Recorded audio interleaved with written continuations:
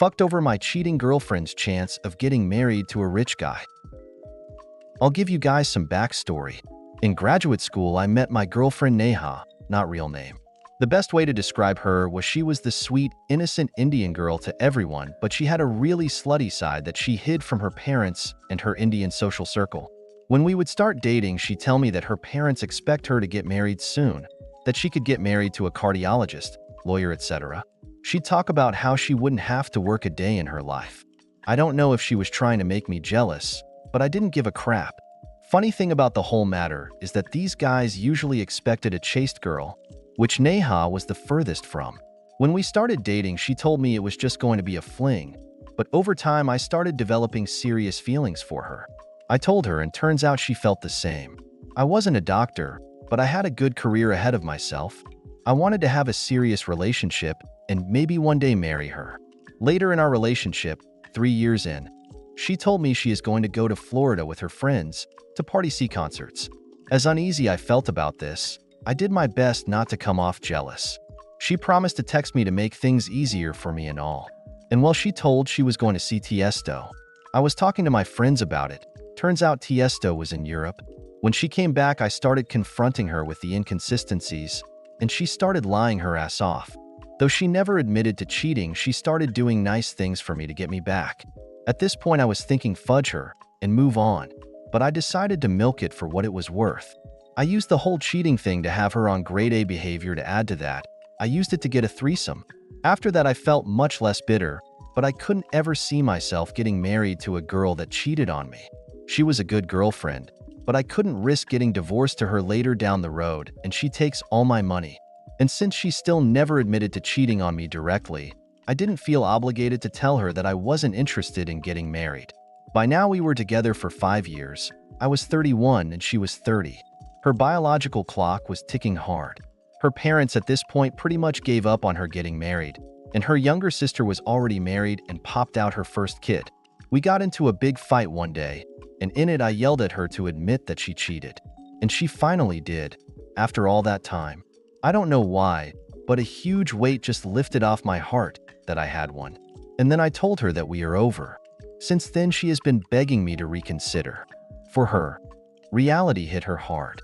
When it comes to traditional Indian marriages, a woman past 25 to 27 no one is really interested in. And sadly for her, the effects of aging were already getting to her. Plus, she was planning to lie to her future spouse about her sleeping around, so I don't really feel bad for her anyways. It's not that she can't still land a guy. She can still find a decent guy now, but the idea of marrying a rich dude that will treat her like a virginal princess is over for her. Her life of not having to move a finger is gone now. That's what you get for cheating. Love, Conrad. Xlax, welfare mothers and co-workers. Mid 90 seconds. Story of revenge by one of my closest friends. Adam worked in a car part factory for GM. One of Adam's co-workers, let's call him Bill, thought it would be funny to give his co-workers Xlax during a shift. Bill goes up to Adam and offers a piece of chocolate, but Adam was operating a machine with both hands. Adam said break off a piece and put it in his mouth. The shift goes on. After Adam figured out what happened, he learned about 4 others in the plant were also pranked. Bill didn't think this prank through. He cost co-workers sick time, and some of these co-workers had kids and bills to pay without paid sick days. Turns out Bill was banging a welfare mom, Mom B, and living with her at the time, but she wasn't reporting that income/roommate. Adam was also banging a welfare mom, Mom A. Adam told Mom A what happened. She knew the welfare system well enough to call Mom B and pose as someone from the investigation department of social services. Mama basically said that the department is aware of her having someone live there and not reporting the situation to her caseworker. The investigator, Mom A, said if you come in and discuss this with the department, we will not pursue fraudulent action. An unusual method for an unusual situation. Mods, if this edges too far towards illegal, I'll understand if you remove it, but I think this sub is the perfect place for this tale. About 15 years ago, I had a buddy with whom I liked to go exploring. Abandoned buildings, woods, bridges, construction sites, you name it. We didn't go damage or steal stuff, just looked around. In my neighborhood, there was a long, front to back, narrow, facing the street, property, sloping steadily upward from the street. A new buyer uprooted 5 or 6 1962 Ramblers from their foundations, moved them in and stood them on stilts, sort of, expecting to build foundations beneath. Some vandals wrecked the lower ones, they were hauled away, and the one at the far top/back was left. The property was sold. The houses had been placed on big wooden platforms, held up by several cross-hatched stacks of railroad ties. We had our eyes on exploring the houses, decided to leave the place alone for a while after the vandals hit, then snuck in to check out the one remaining house. The wooden deck stuck out from under it only on the back and the left side. At the back left corner, it was about 5 feet off the ground. The stairwell in the middle opened to an 8-foot drop. Opened the front door, and it was more like 10 feet. Nice old 1962 home. Not much of note, but nice to go through, especially considering the weird way it was stood. There were no trespassing signs. We obeyed those. Where I live, if you're caught in some such place and there are no signs, all the police can really do is ask you to leave. Next door, out by the street, was a tiny house that always had TVs flickering in all the windows, day or night. A few months go by, and my friend found himself homeless. I had nowhere for him to crash, but I stored his stuff for him. He decided he'd quietly move into that abandoned house. Arrive late, leave early, stay quiet, and he assumed it'd be fine. He borrowed some old camping gear I had, took the closet doors off their tracks and used them to cover the windows, removed the glass bowl from the ceiling light and hung the camp lantern from it on a bungee cord. And thus, all was well, for a month or two, until someone, had to be the little house next door. Neighbors behind couldn't see and neighbor on other side was never home, spotted him and called the police. They arrived, asked him to vacate, helped him move his stuff down to the ground, and said he could return the next night to get it. When we came back, we found most of his stuff gone, and what wasn't gone had been smashed to pieces. The grass up there was very tall and very lush, so you'd really have to know something was there. We could faintly see what looked like a path blazed up to the area from the little house. He was livid. The police had every right to trespass him, but this was a jerk move by the nearby neighbors. We decided to have some fun and dug into my stash of fireworks. I'm still surprised that everything worked exactly as we'd intended, but it did go off without a hitch. One firework didn't go off, but that's not much. We snuck in from the rear, through another yard, set everything up, left the same way, went around the block, hid across the street, and waited. First to go were some piccolo Petes, a shrill whistle followed by a bang. Lights went on in the little house. Next, a string of firecrackers. Then, some mortar shells, no firing tube, so they just leapt about 8 feet off the deck and exploded. The grass was green at that time of year. No fire danger. 3 people came out of the little house, just in time to see the mortar shells. Of course, one's first thought isn't elaborate time delay firing. When they saw a window on the left side glowing, we were pretty sure they believed the squatter was back and shooting fireworks. They got flashlights and trudged up the hill. We had placed cigarettes on the fuses, cut to various lengths. They kept burning until they reached the fuses. We'd come up with this on the former 4th of July to throw together a short show. We watched them haul themselves onto the deck at back left, saw their lights appear in the picture window at far right as they entered the dining room behind, and watched the lights appear in the front bedrooms. The window on the side, a frosted one, was a bathroom. Between the toilet, just beneath the window, and the bathtub was a little wall with a towel rail, onto which we'd glued a row of candles. The glow went out, and they left the house, surely knowing that they just wasted time and effort going after a guy who'd arranged a bunch of stuff in order to make them do exactly that. It wasn't long after that the final blow fell. On a fence post along the back of the property, I'd placed a big, single-shot white chrysanthemum mortar with a full cigarette on it. I'd hoped they wouldn't notice it as they went in or came back out. The firing tube was white, and they didn't. It went off just as they were regrouping and lit up the house and yard for a few moments, I'd guess as bright as daylight.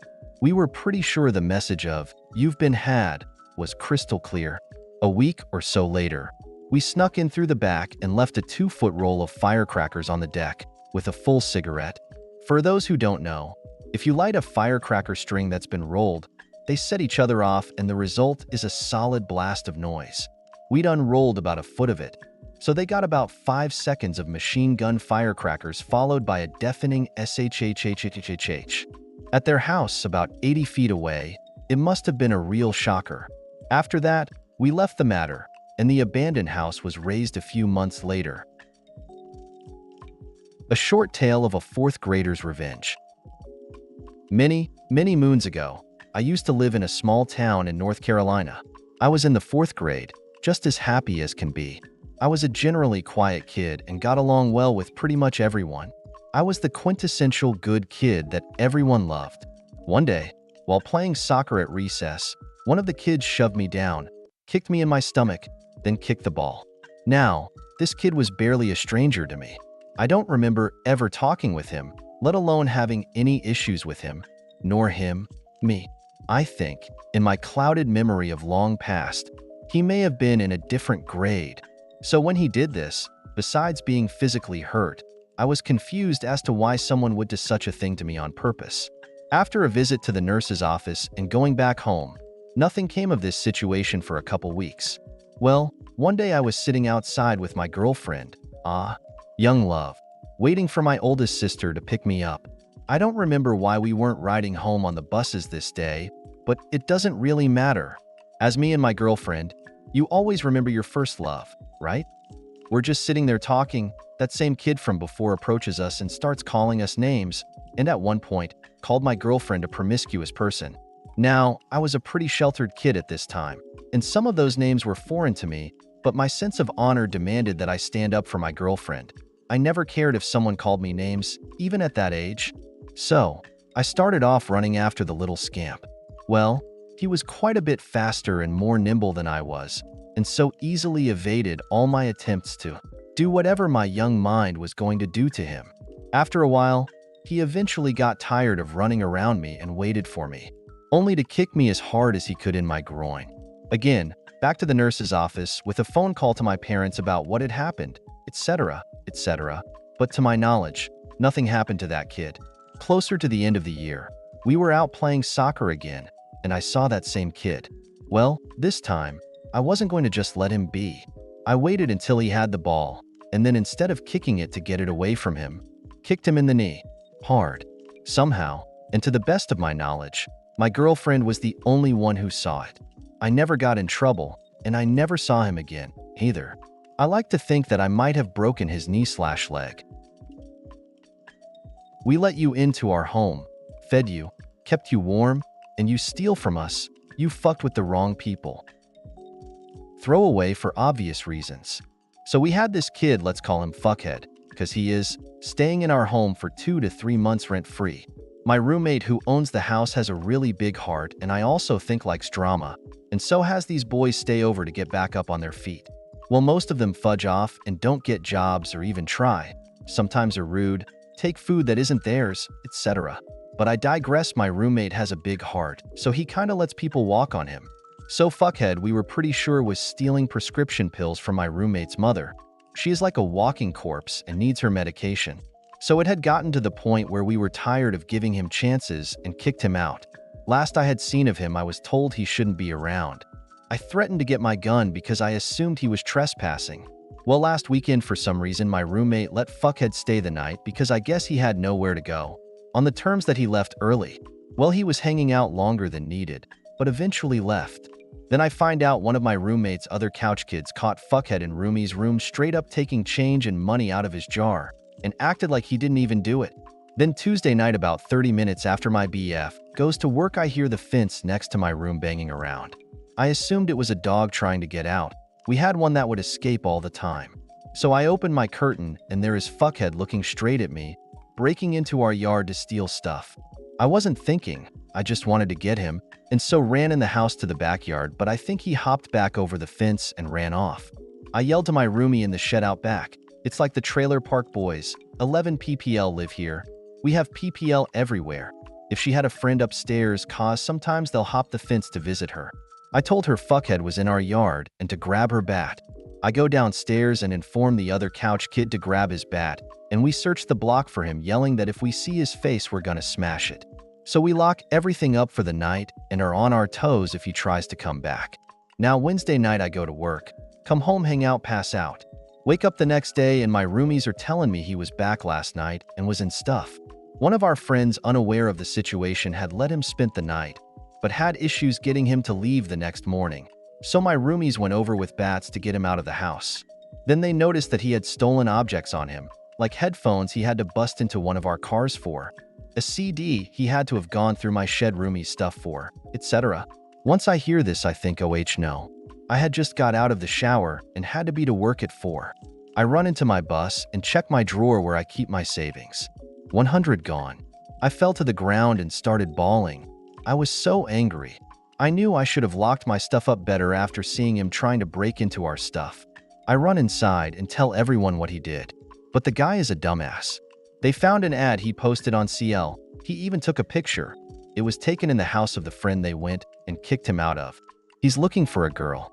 So my roommate messages him and talks to him pretending to be a girl and to meet her in the park. I had to go to work, upset. That was all of my money. Well, like I said, we have 11 PPL in our house. 5 or 6 of them went, and they all stood at the exits in groups of 2. The girls even walked up right behind him and waited while he sat on the bench waiting for the girl that was never going to come. My BF is a scary-looking guy, tattoos and piercings on his face, strong, big, ex-military, has guns, knows how to use them, etc. He was a freaking idiot to even go into our bus and steal from us. So he's sitting there, I guess, and then he sees my BF coming at him from across the park. So he goes to get up and run, but the girls are behind him. They both just push him down and start punching him. One of my newer roommates comes over now and picks him up and knocks him down again with a punch, then picks him up. At this point, my BF is running at him and just takes a flying punch at his face, knocking him on the ground again. At this point, he is on the ground crying like a bitch while getting boots in his face.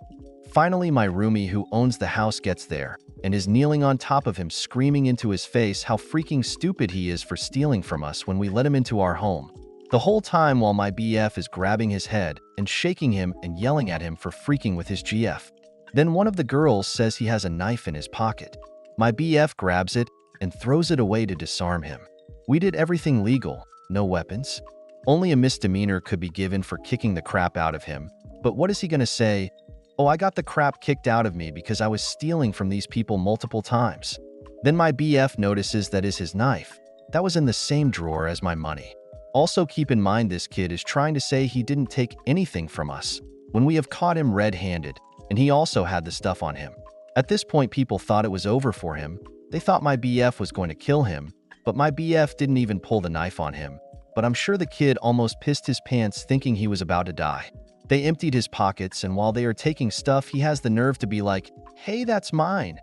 He only had 25 in his wallet, and my BFS like, "Mine now." At first, we took his nice phone and bus pass, but my BF said to show a little compassion and gave it back. We told him to get the fudge out of town, or we won't hold back next time. My BF wanted to cut his clothes off and make him walk around naked, but that would be illegal. He got boots to the face. He cried like a bitch. I don't think he will ever mess with us again. I only got 10 of my money, and he bought some freaking spice, fake weed, and salvia with my money. I recognized the price tags. They were from a porn store across the street from the house. I took the salvia. I smoke it sometimes. But yeah, fudge that guy.